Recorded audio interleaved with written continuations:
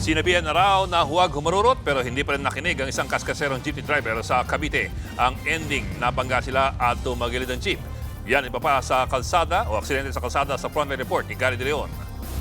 Dito sa Aguinaldo Highway sa Imus, Cavite, halatang madulas ang kalsada pero may pampaserong jeep na umaharurot. Bumangga ito sa Center Island saka tumagilid. 3 sakay ng jeep ang sugatan. Isang sasakyan naman ang tinamaan ng debris mula sa concrete barrier.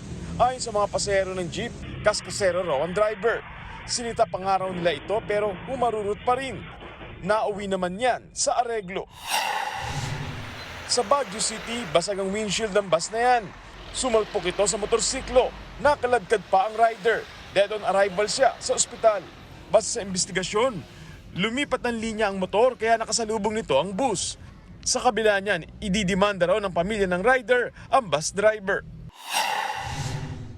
Sa mahigit 6 na talampakang bangin naman, nahulog ang isang delivery truck sa Gataran, Cagayan. Nasagip naman ang driver at 4 na pahinanting sakay nito. Bagamat nagtamo sila ng sugat. Base sa investigasyon, galing sa Kawayan City, Isabela ang truck at papuntang Apari, Cagayan para mag-deliver ng mga itlog. Nawalan daw ito ng preno hanggang sa nahulog sa bangin. Nagbabalita mula sa Frontline, Gary De Leon, News 5. Mga kapatid, Ed Lingaw po, maging maalam at may pakialam sa mga napapanahong balita sa ating bansa. Para sa mas malilimang pagtalakay at paghimay sa mga issue at headlines, mag-follow at mag-subscribe sa social media pages ng News 5.